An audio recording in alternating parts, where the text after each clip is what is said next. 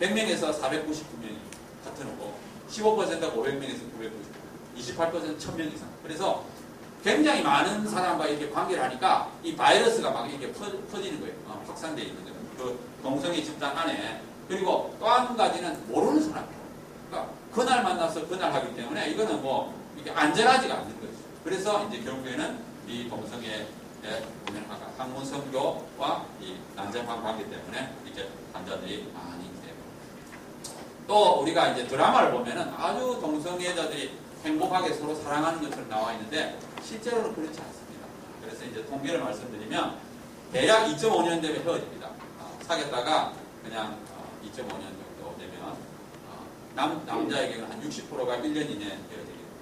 그리고 알코올 중독 환자가 될 확률이 약 2배 정도 되고 또 자살률이 3배 정도 됩니다. 왜냐하면 이 동성애자들은 나이가 들면은 인기가 없어요. 이 동성애자들은 젊은 사람만 좋아합니다. 그러니까 나이가 들면 아무도 거들떠 보지 않기 때문에 외로움에 시달리게 됩니다. 그래서 이렇게 의존도가 높고 또 수명도 짧습니다. 일반인에 비해서도 한 25년에서 30년 짧고 알코올 중독 환자보다도 더 짧습니다. 왜냐하면은 아까 말씀드린 것처럼 질병에 많이 돼요. 수많은 질병과 에이즈 때문에 결국 수명이 짧아지게 돼 있습니다. 자, 이제 조금 다른 이야기로 넘어가는데 이때까지는 이제 동성애에 대한 이야기였고 이제 차별금지법에 대해서 제가 말씀드리겠습니다. 왜냐하면은 이 외국의 동성애가 확산되는 건 두 가지 큰 주장이 있습니다. 하나는 타고난다. 동성애 타고난다. 이거 어쩔 수 없이 나도 하고 싶어서 한 게 아니라 타고난다. 두 번째로 한 것이 뭐냐면 차별하면 안 된다. 동성애자들도 차별하면 안 된다. 이 두 가지가 이제 핵심 주장이에요. 근데 이 핵심 주장이 다 먹혀 들어간 거예요. 선천적이다 하는 것은 먹혀 들어갔고 두 번째로 차별을 해서도 안 된다. 그러니까 차별이라는 것이 우리가 나쁘다고 생각하기 때문에 동성애는 나쁘지만 그래도 동성애자들을 차별하면 안 되지. 이런 생각이 딱 있어요. 그래서 이제 결국 이 차별금지법이 만들어지게 되는데 자, 차별의 의미가 있습니다. 이게 법적인 의미를 잘 생각해야 돼요. 법적인 의미는 분리, 구별, 제한, 배제하거나 분리하게 되면 이게 이제 차별입니다.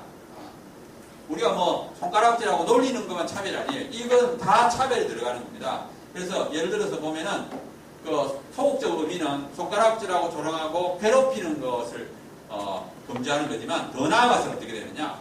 구별해서 안 됩니다. 그러니까 이성애하고 동성애를 이성애는 괜찮고 동성애 나쁘다. 이거는 벌써 차별이에요. 예. 그러니까 동성애를 윤리적인 문제가 있다 이러면 그게 차별입니다. 차별이라는 건 다르게 보는 거예요. 이것하고 이것을 다르게 보는 겁니다. 그게 차별. 그러니까 남자는 괜찮고 여자는 안 좋다. 이렇게 하면 차별이듯이 동성애는 안 좋고 이성애는 괜찮고 이건 벌써 차별이에요. 그래서 이게 법으로 만들어지게 되면 두 가지 의미가 다 들어가는 겁니다. 그래서 우리가 첫 번째 위에 있는 거는 당연히 해서는 안 되죠. 아무리 동성애 문제가 있어도 그렇게 해서는 안 됩니다. 그렇지만 문제는 뭔가 요 밑에 것 때문에 문제가 되는 겁니다. 그래서 요 문제 때문에 만약에 법이 만들어지게 되면 어떻게 되느냐? 정상으로 인정이 돼요. 이 법적으로 인정이 됩니다. 그러니까 동성애는 정상으로. 그래서 어떤 결과가 나느냐? 이제는 비윤리적이라고 공공장소에서 말하면 처벌받습니다. 왜냐하면 차별이기 때문에 차별금지법에 어긋난 범죄 행위가 됩니다. 그래서 이 법이 만들어지게 되면은 동성애를 정상이라고 인식을 해야 됩니다. 그리고 표현을 집에서만 살짝 말하는 건 괜찮겠지만 일단 밖에 나가면 말 못합니다. 그러면 여러 가지 뭐 벌금을 때리고 막 이렇게 해가지고 그냥 표현을 못하게 됩니다. 그래서 결국 개인의 윤리관을 무시하게 됩니다. 무조건 정상으로 받아들여야 돼요. 법에 의해서 동성애 정상이다 하고 딱 결정을 해버린 겁니다. 그래서 개인의 윤리관은 존중이 안 돼요. 두 번째로는 뭔가 교육의 문제입니다. 이제 교육이 이제 정상으로 하기 때문에 동성애를 이제 막을 수가 없어요. 그리고 학교 안에 동성애 단체를 만들어도 이제 막을 수가 없습니다. 오히려 학교는 도와줘야 돼요. 동성애 단체를 적극 후원하면서 정말 그것이 잘 되도록 이렇게 권장을 해줘야 됩니다. 그 다음에 상담도 할 수 없습니다. 왜냐하면 상담 끊으라고 말하면 그거는 차별이에요. 동성애 끊으라면 동성애가 나쁘다는 뜻을 암시하고 있잖아요. 안 됩니다. 그리고 학생들한테 동성애 괜찮다. 너가 부모가 잘못됐다가 그거 틀렸다고 해요. 이런 식으로 이제 아주 세뇌를 시킵니다. 어릴 때부터 초등학교 때부터 얼마만큼 철저하게 시키는가 하면 캐나다를 보면은 뭐 1학년 때는 뭐 이렇게 하고 나중에 7학년 때 되면은 지금 7학년이 우리나라 6학년인데 실제 방법까지 다 가르치죠. 또 보면은 그 여사수체주 가면은 게이와 레즈비안 금지의 날이라고 하나 날을 잡아가지고 그 날은 온 학년이 초등학교 1학년부터 6학년까지 모든 학생들이 이 그림책으로 딱 이렇게 하고 서로 토론하게 만들어요. 토론하면서 그것이 괜찮다는 것을 서로 주고받고 완전히 그냥 정상으로 인식하도록 결혼도 정상이다. 이게 아주 철저하게 이렇게. 자, 그 다음에 이제 건전하게 성교육을 가진 사람들의 권리는 다 금지되거나 제한이 됩니다. 예를 들어서 1997년도에 보건 직원이 동성애인 절하하다가 파면이 되고 정당하다 판결돼요. 또 미국 어떤 기업체에서 동성애인 절하하다가 회사에서 잘리고 또 역시 이것도 기각했어요. 이게 괜찮다. 이게 맞다. 또 성균기절을 이제 해도 하면 되고 또 미국 목사는 동성애는 죄라는 견해를 가진 영적 폭행을 저질렀어요. 그래서 이거는 결국 시의회, 이 미국에 있는 시의회입니다. 이거는 정제돼야 된다고 얘기를 하고 캐나다의 시의회는 동성애 비정상 비자연적이라고 말 한마디에서 1,000원, 1,000불의 벌금과 사과를 하는 거예요. 그러니까 이제 찍소리 못합니다. 우리나라도 이거 딱 만들어지면 그 다음부터는 말했다 하면 이제 벌금 아니면 징역 쫓겨나는 거예요. 기업체가 쫓겨나는 거예요. 그러니까 우리가 소수자 이렇게 처음에는 그렇게 불쌍한 동성애자 불쌍한 나중에는 우리가 불쌍해지는 거예요. 우리가 불쌍한 거꾸로 우리가 되는 그게 전법이라 불쌍하다. 그러면 차별이 완전히 뒤집어 엎는 거예요. 완전히 뒤집어 엎고 그냥 그쪽이 정상이 되고 우리가 비정상이 되는, 우리가 나쁜 사람이 되고 비정상이 되는. 그리고 결국에는 동성결혼을 가는 걸 막을 수가 없습니다. 아까 말한 대로 저쪽으로만 법이 딱 허용이 되고 이쪽으로는 법이 허용을 안 하니까 어떻게 저쪽으로 갈 수가 없죠. 그러니까 결국에는 이제 합법화되는 쪽으로만 가게 됩니다. 왜냐하면 그걸 반대하는 말은 어떤 것도 방송도 할 수 없고 모든 걸 할 수 없는 딱 차단을 해버립니다. 그 다음에 이제 또 옹호하는 논리 중에 동성애는 개인의 성적 자유니까 허용해야 된다. 둘이서 좋아하는데 그걸 막으려고 그러느냐 그렇게 이야기할 수도 있어요. 근데 사실은 자유라는 것이 마음대로 모든 걸 한다는 뜻은 아닙니다. 자유도 테두리가 있어요. 테두리가. 윤리라는 테두리 안에 있어야 되지 그냥 마음대로 모든 걸 한다 그러면 이 윤리 도덕은 다 무너지는 거예요. 그리고 특히 성적인 거에 대한 것은 더 그렇습니다. 만약 우리나라에 포르노를 자율화시켰다, 합법화시켰다 그러면 그 다음부터는 더 많이 보고 더 이렇게 퍼뜨려가지고 결국은 이제 완전히 무너져 버립니다. 그래서 성적인 자유라고 해서 테두리가 없습니다. 자유도 윤리 도덕이라는 테두리 안에서 그리고 또 동성애자를 정죄할 것은 긍휼적이에요. 맞습니다. 우리가 동성애는 잘못됐지만 동성애자를 나쁘게 보면 안 됩니다. 그렇지만 우리가 그 사람들을 이해하고 용서하고 감싸줘야 되지만 동성애 자체는 잘못되었다고 말을 해줘야 돼요. 그래야지 그 사람들이 끊고 나오는 거 아니에요. 근데 그냥 죄송해라 이렇게 하는 게 그게 사랑이 알코올 중독환자고 술 먹어 그게 무슨 사랑이에요. 그래도 또 알코올 중독 환자를 이해하지만 그래도 끝도록 노력을 해줘야 되는 거 아니에요. 그게 사랑 아니에요. 근데 이 차별금지법을 만들게 되면 어떻게 되느냐 그렇게 도와주는 것을 금지시킵니다. 지금 미국이 얼마나 나빠졌는가 하면 동성애 치유금지법. 그러니까 의사가 동성애자를 치유하게 되는 의사가 처벌을 받아요. 왜냐하면 치유금지법. 왜냐하면 치유를 시키는 건 나쁘다는 거예요. 그 정도로 법이 바뀌고 있습니다. 그러니까 이 동성애자들이 거기서 벗어나고 싶어도 의사의 도움을 받을 수가 없어요. 의사도 도와줄 수가 없습니다. 그런 시대로 지금 가고 있습니다. 자, 그 다음에 또 한 가지 이제 보면 이 성별 정체성이라는 이 색다른 용어인데 이게 뭐냐 하면은 자신의 성별에 대한 인식입니다. 이때까지는 동성애는 뭔가 내가 남자인데 남자를 사랑하는 거 그게 동성애입니다. 그러니까 나는 남자지만 남자를 사랑하는 게 동성애고 성별 정체성이란 내가 남자인데 내가 남자라고 인식하느냐 여자라고 인식하느냐 요거예요. 그러니까 자기 자신에 대한 인식입니다. 그래서 이 트랜스젠더는 뭔가 자기를 반대로 인식해요. 내가 남자지만 나는 여자라고 생각하는 거예요. 요걸 트랜스젠더라고 그럽니다. 그리고 예를 들어 성별 정체성 차별 금지 이렇게 법안에 성별 정체성이 들어가면은 트랜스젠더를 차별하면 안 돼요. 그리고 트랜스젠더는 수술한 사람만 트랜스젠더를 안 그럽니다. 막 하리수만 트랜스젠더가 아니에요. 내가 만약에 남자인데 내가 스스로 여자라고 생각하면 내가 트랜스젠더입니다. 몸은 남자지만 난 여자라고 생각하는 거예요. 그래서 이 성별 정체성이 차별금지법 안에 들어가게 되면은 트랜스젠더를 차별하면 안 됩니다. 그러면 이제 결국 이제 동성애도 정상. 내가 남자지만 여자라고 생각하니까 남자를 사랑하는 거죠. 자, 이제 트랜스젠더가 차별금지법 안에 들어가면 어떻게 되느냐? 남자도 여자 화장실을 갈 수 있습니다. 왜냐면 난 트랜스젠더니까 여자예요, 여자. 껍데기는 남자지, 난 여자입니다. 그러니까 여자 화장실 갖고 있고, 그 다음에 다른 여자 여학생들이 막 그걸 싫어하면 차별일 거예요. 왜 차별하느냐? 저 사람 껍데기는 남자인데 안에는 여자인데 불평하면 안 됩니다. 그 다음에 탈의실도 마찬가지예요. 똑같이 들어가요. 그러니까 이 45세 남자 트랜스젠더는 여자 탈의실을 꼭 뽑고 들어간 거예요. 자기 여자다 이거예요. 근데 이거를 막을 수가 없습니다. 왜냐면 이거 하면 차별을 대우하는 것이 되니까. 그래서 이제 이게 차별이라는 것이 참 어떻게 보면 이게 굉장한 무기가 돼요. 그래가지고 결국 모든 것을 무너뜨리는. 자, 이제 마지막을 가겠습니다. 결론 부분에 가면, 자, 아까 말했던 대로 이 동성애에 대한 오해가 너무 많이 퍼져 있습니다. 우리나라에. 그리고 차별금지법에 대한 오해도 너무 많이 퍼져 있습니다. 그래서 정말 많은 사람들이 이 동성애에 대한 나약한 태도를 지어요. 동성애자는 어쩔 수 없이 한데 타고났대. 또 아이고 차별하면 안 되지. 뭐 이런 일부의 지식만 갖는 거예요. 그리고 온라인상에 너무 많이 퍼져 있습니다. 온라인에 동성애를 탁 치면 선천적이라는 것밖에 안 됩니다. 그래서 우리가 이제 그거를 바른 지식을 전해야 된다. 그래서 유전도 선천적인도 치유불가능도 아니다. 이것을 우리가 말해야 되고, 또 우리가 동성애자들을 혐오하는 것이 아닙니다. 우리가 지금 말하는 것은 학교에서 동성애를 배우지 않고 우리의 윤리관과 표현의 자유를 보장해달라는 거예요.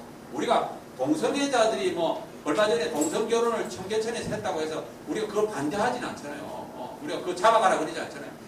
우리는 뭐 그 사람들은 정상이라고 생각하고 주장하지만 그걸 보장하듯이 우리의 권리도 보장해달라는 거예요. 그게 이제 우리가 차별금지법안을 넣지 말자는 겁니다. 자, 두 번째로는 이제 건전한 성리를 확립하자는 거예요. 그래서 우리 이 싸움을 하기 위해서는 일단 자기가 거룩한 삶을 살아요. 자기가 바른 삶을 살지 않고서는 밖에 나가서 외칠 수가 없습니다. 그래서 지금 이 두 가지 방법으로 이제 공격을 하는데, 하나는 뭔가 이성을 공격합니다. 이성을 공격한 건 뭐냐 하면은 논문, 아까 말했던 동성애는 선천적이다, 유전이다, 이걸 막 논문을 내가지고 과학적으로 저쪽 편이다, 이게 하나의 공격을 또 한 가지 뭔가 음란물입니다. 이게 음란물을 확 터뜨려가지고 어릴 때부터 음란물을 보게. 그래가지고 거의 미국의 경우에는 초등학생도 음란물을 봅니다. 100%.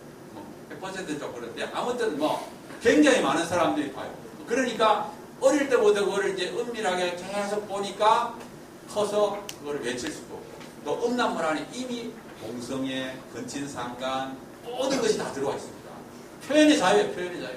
표현의 자유라서 음란물 안에 포르노 안에 다 들어와 있습니다. 그러니까 그걸 계속 보고 결국 행동하고. 그러니까 우리가 이 싸움에서 이기기 위해서는 아주 철저한 거룩한 삶을 살지 않으면 싸울 수가 없습니다.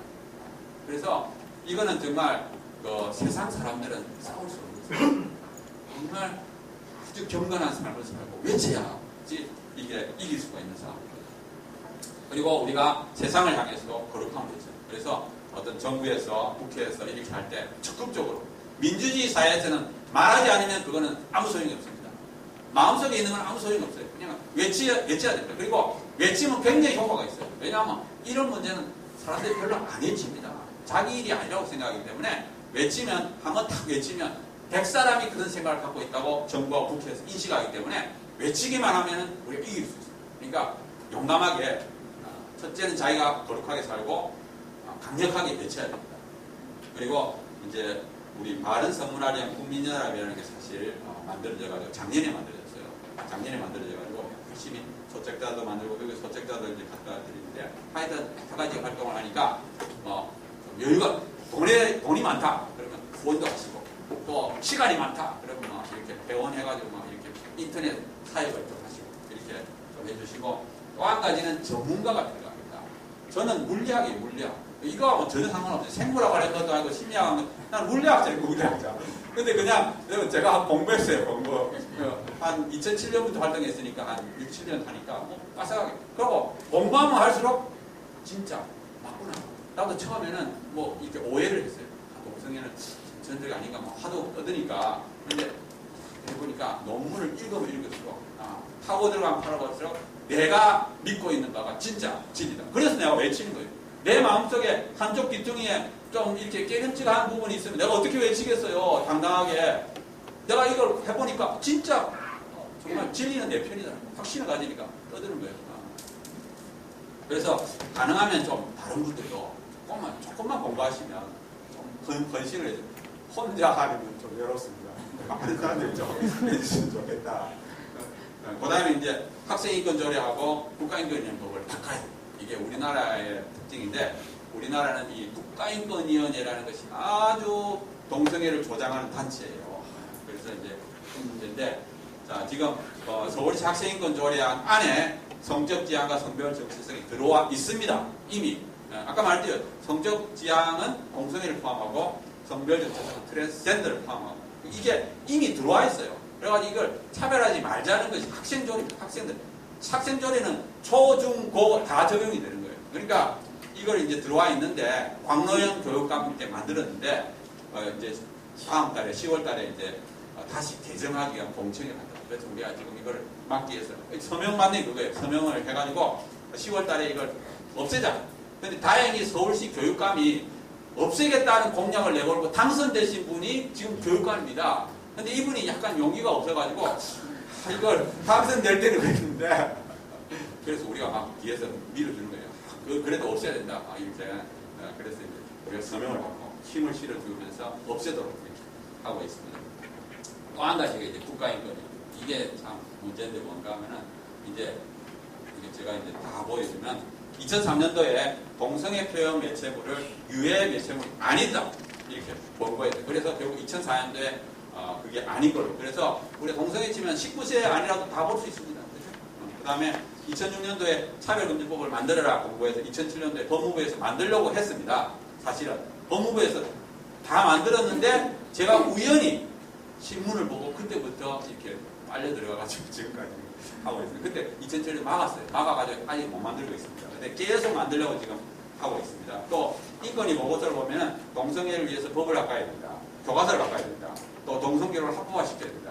요게 다 들어있습니다. 어떻게 하자. 이게 보면은 그래가지고 2012년 작년부터 도덕교과서, 고등학교 도덕교과서에 동성애는 정상이라는 내용이 들어갔어요. 근데 사실 요번 여름에 우리가 막 열심히 그거 반대운동해서 뺐습니다. 그래서 내년도 교과서에는 그게 빠졌습니다. 그래서 근데 뭐 또 보건교과서에 또 들어왔다는 말도 들어요. 그러니까 이게 하여튼 저쪽에서는 막 끊임없이 만들어내요. 근데 하여튼 그래도 우리가 노력하면 하여튼 뗄 수 있습니다. 그리고 그 밑에 보면 동성애 확산을 우려한다는 국민일보 기사, 또 뭐 동성애는 기독교 윤리에 어긋난다는 한기총 공무원, 또 이성애가 정상이라는 상담, 이 모든 건 차별이다. 그러니까 이게 차별이라는 말이 무섭습니다. 그러니까 지금 내가 이렇게 강의하는 건 진짜 차별이에요. 동성애자들 보면 아주 진짜 나쁜 놈입니다. 그러니까 그때는 법만 만들었다면 1차로 내가 감옥에 가가지고 자 그래서 이걸 빼야 된다는 뜻이고 자 마지막으로 이제 충분히 이길 수 있다. 왜냐하면 제가 이걸 하다 보면은 많은 사람들이 이미 마음속으로 지더라고. 뭐 전 세계적으로 막 14개국이 동성결혼을 합법화했는데 우리가 뭐 이길 수 있나 이렇게 마음의 뒷걸음이 지는 거예요. 그래서 내가 마지막으로 아니다 이길 수 있다. 제가 그걸 말씀드립니다. 첫 번째는 하나님.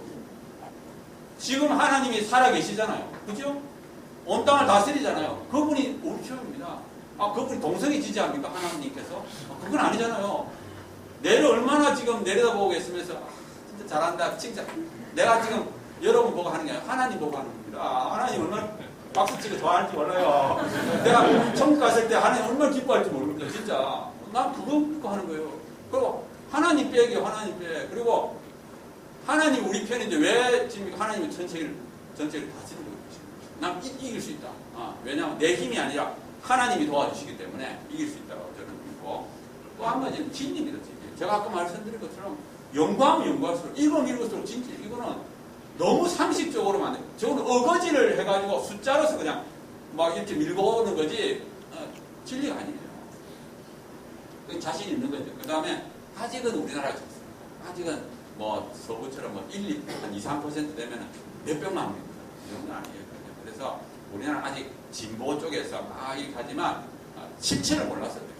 정말 이걸 이렇게 되면 외국처럼 되면 어떤 문제가 생기는지 모르고 그냥 막 이게 좋다고 그러는데 정말 그리고 또 어떻게 보면 지금 하나님이 가장 잘 믿는 나는 그래도 우리나라가 제일 잘 믿고 있지 않느냐. 또 각계각층에 정말 믿음의 사람들이 꼭 있어가지고 뭐 법하시는 분, 정치하시는 분, 또 의사, 교수 이런 분들이 많기 때문에 우리가 힘만 합치면 이길 수 있다. 그래서 제가 늘 주장하는 건가 한국이 본보기 국가가 됐다.